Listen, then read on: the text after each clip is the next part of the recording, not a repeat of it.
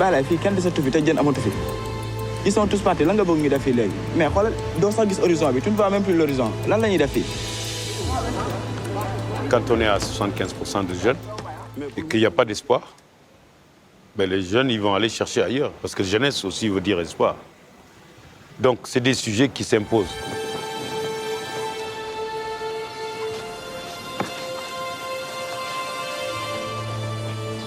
Ah, lu xew? dafa bëgg ma yóbbu gaal bi. Loolu wax nañ si ba pare bëgguma nga dem je ne veux pas que tu partes. La pirogue, c'est du documentaire, c'est de la fiction, mais c'est documenté. Parce que c'est une réalité. Elle est tellement réelle que deux des acteurs dans le film, là, l'unijambiste et celui qui déchire son Richard, ça qui est denté, c'est des gens qui ont fait le voyage. Donc je ne suis pas encore sorti du documentaire. Hein. En Afrique, on ne sort jamais du documentaire, même en faisant des fictions. On part ce soir. Tu as l'argent.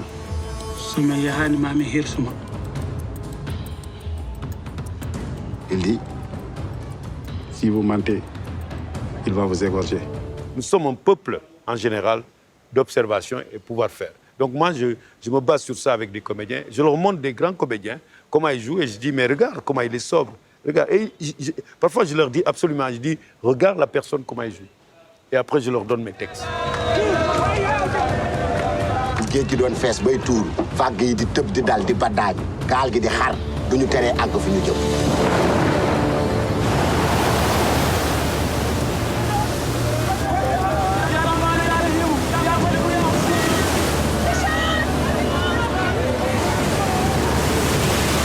J'ai cherché un chorégraphe pour les faire bouger.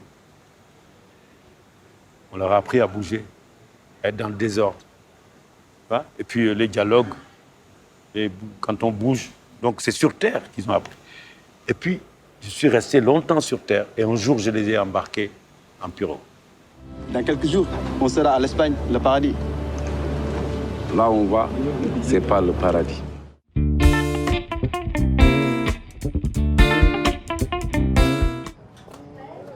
Nous réalisons des projections de films sur écran géant dans les villages et dans les quartiers de ville. Nous apportons du cinéma africain au niveau de la population privée du cinéma. Vous savez, nos frères des villages n'ont pas accès à la télévision, ils n'ont pas accès au cinéma. Et nous, on fait ce travail-là et ça leur permet de découvrir les œuvres de leurs frères.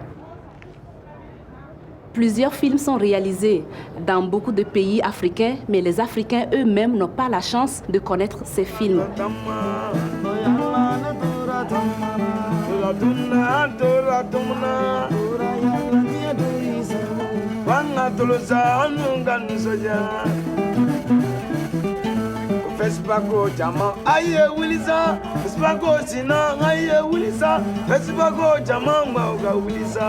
Le FESPACO s'était donné pour mission de faire revivre la mémoire du cinéma africain et également de participer à la décolonisation des écrans. Et le CN a fait tout ce travail-là, diffuse des films africains pour participer à cette décolonisation des écrans. Et également, pour cette édition du FESPACO, nous organisons un projet qu'on a appelé le FESPACO classique. Il s'agit de diffuser des films classiques qui ont été plébiscités par les publics des villages et qui sont passés au FESPACO.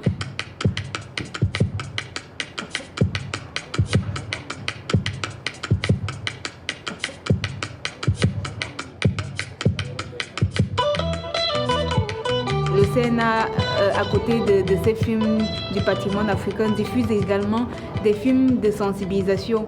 Parce que le CNA a à la fois un outil culturel, mais aussi un outil pour le développement social. Nous travaillons avec des partenaires au développement, des ONG, des organismes onusiens qui fabriquent ces films de sensibilisation pour amener les populations à changer de comportement, prôner des comportements sains. C'est par exemple le lavage des mains. Ces films portent sur des thématiques diverses, que ce soit sur la santé, la citoyenneté, les droits de l'homme. Et nous diffusons ces films-là. Rabema, ana lori. Lora quoi?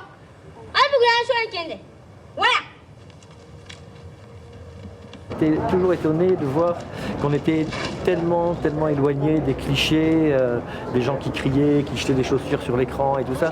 Moi j'ai vu des films où le public est complètement scotché et regarde l'histoire d'une manière... ça dépend des films vraiment, mais si on passe Tilay, pour parler d'un film burkinabé, si on passe Tilay dans un village, on obtient une qualité de silence, une qualité d'écoute qui est complètement classique.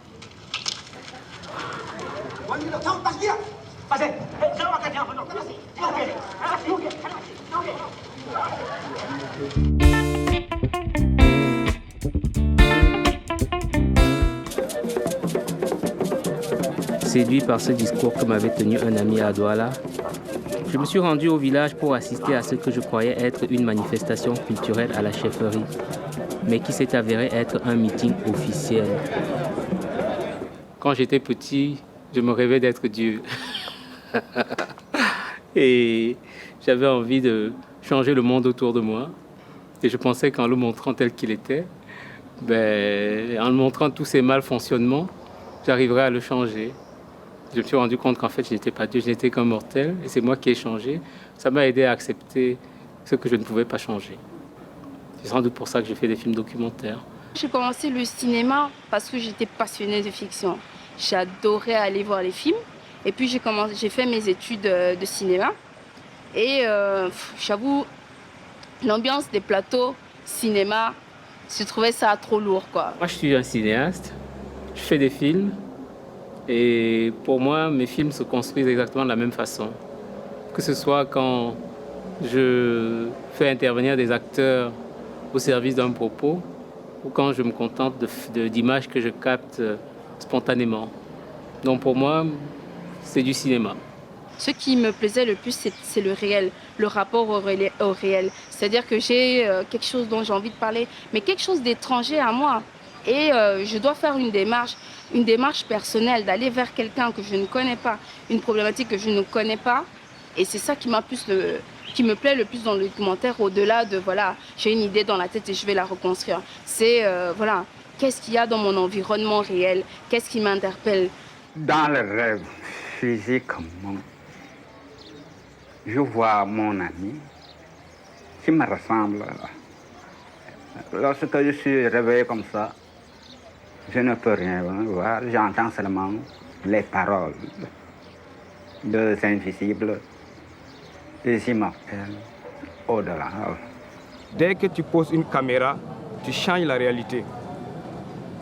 Donc en ce sens, c'est une création, parce qu'en fonction du caméraman, du réalisateur, de l'œil de la caméra, on a notre point de vue. Et ça déjà, c'est de la création. Le documentaire, c'est un prétexte à une rencontre. Et pour moi, cette rencontre se fait déjà au niveau de la réalisatrice avec son personnage, l'équipe technique avec son personnage. Et puis une fois que le film a abouti, c'est la rencontre finalement du produit qui est le film et du portrait du personnage envers le public, quoi. Pourquoi vous nous filmez? Pour quel motif?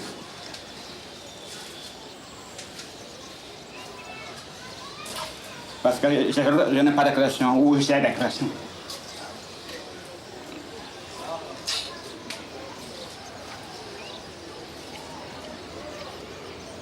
J'ai un miracle naturel au-delà qui se bouge.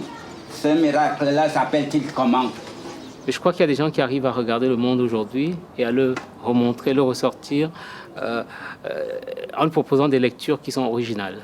Je ne pense pas que la position d'attentisme, d'attendre que les autres viennent régler nos problèmes, nous sortira du pétrin. Je pense que quelque part, on a des problèmes. S'il faut à chaque fois qu'on attende que l'extérieur intervienne, on aura les mêmes cas. Ils interviendront uniquement quand les intérêts seront menacés. Le Mali est là, la Guinée-Bissau est là. Ou encore, je crois, le Tchad a des problèmes. Le Nigeria est là. Il n'y a pas d'intérêt européen là-bas. Le Soudan est là. Congo toujours. Il y a tout, Congo toujours, merci. Et depuis longtemps, on a assisté à des documents où c'est des Européens qui viennent filmer l'Afrique. Heureusement, de nos jours, on a des Africains qui ont cette expérience, qui ont cette capacité de faire des films. Alors je me suis dit, pourquoi pas ne pas filmer l'Afrique nous-mêmes? Parce que filmer l'Afrique par des Africains, je pense qu'on rendra mieux la réalité de l'Afrique. Pour moi, le documentaire, c'est avant tout d'abord l'école de la liberté. Et cette liberté, je crois, ce qui m'a animé quand j'ai commencé. Je ne voulais m'inscrire dans aucune école. Je voulais surtout essayer de voir ce que j'avais à apporter, à proposer, sortant de moi par rapport à ce monde, avec toutes ces possibilités d'écriture et toutes ces possibilités de narration.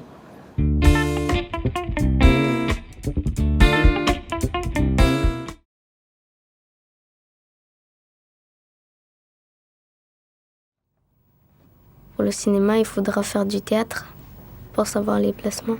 Connaître comment on peut être soit joyeux, soit excité, soit énervé. Pour ensuite, peut-être, faire une carrière avec de la chance d'acteur. Tous les rôles me conviennent. Moi, je préférais avoir un vrai rôle, pas figurant, mais ça me convient. Au début, c'est un peu dur, il faut s'entraîner. Mais à la fin, la récompense, c'est l'acclamation. Et peut-être avec ça, on pourra faire un grand métier quand on sera grand. J'aurais dû ne pas l'écouter. Si le cinéma ne marche pas, je préférerais faire un rôle de policier criminel. Comédien de théâtre, c'est déjà moins diffusé partout. On joue plus. Une pièce de théâtre, on peut le faire seulement si on le veut. Mais le cinéma, on le filme comme ça pour le passer. Si déjà je joue un film, je serais content. Et si ça passe, beaucoup de gens vont le voir. Et je serais content de passer peut-être même à la télé.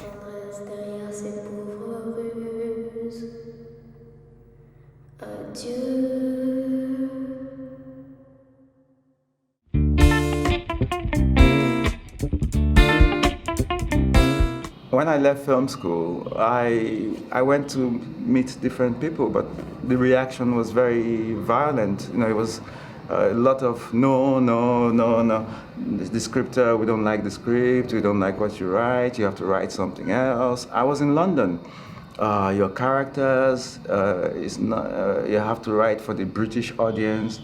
And I was not interested to write for the British audience. I was interested to tell the story of being African in London as an African, my experience.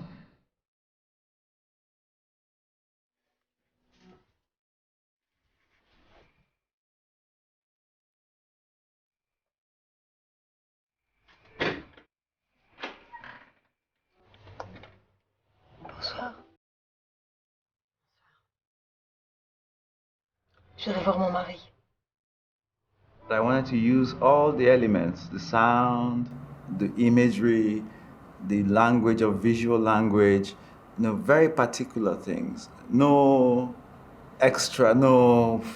I've done that. I did that with Rage, very, you know, big, you know, sound, With Ezra, big, you know, But with this, I wanted to, because also the link is I wanted to go inside.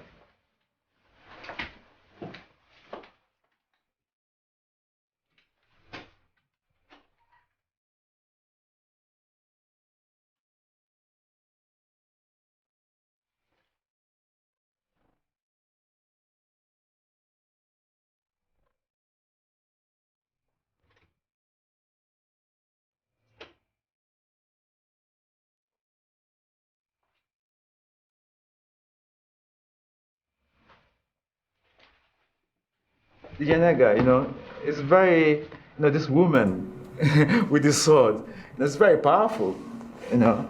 It's a very powerful symbol, the symbol of Yanega, the queen, Princess Yanega. And it's the spirit of it. And I felt, you know, I felt this spirit, that there's a force behind my work. And this is very important. It's more important because this sense should not bring arrogance, not about arrogance. It's about confidence to say, continue to make your work. Keep your head down, be humble, but make your work. Focus, make your work. That's what the Yanega taught me. Soldats, vous allez partir au combat. La bataille vous attend. Vous devez être prêts à tout, même à mourir. Vous devez être prêts à tout, même à mourir. C'est ça. À partir de maintenant, vous êtes des cercueils ambulants. The more different ways, the more different voices that are making cinema, the richer African cinema will be. If we say, no, make only like this, you kill African cinema. You put it in a small box, okay, this is African cinema, and it will die. But if you say, we're Africans, you make your film, make a film, make a film. I want to see how you see the world. I want to see how you see the world. Maybe you like science fiction. Maybe you like drama. Maybe you like comedy. Fine. But what's important? To do it seriously. Very seriously. It's not cinema is a very serious thing because it's a representation of a people. And it's fixed. Once you do it, it's fixed. And people will use it for reference. Oh yeah, in Africa they do this. Oh, in Burkina Faso. So you have to understand the power of cinema.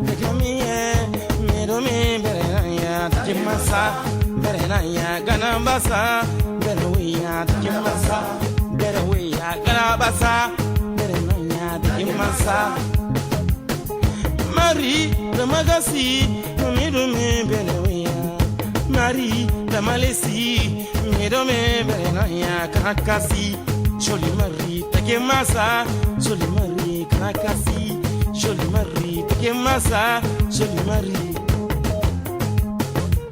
Yole,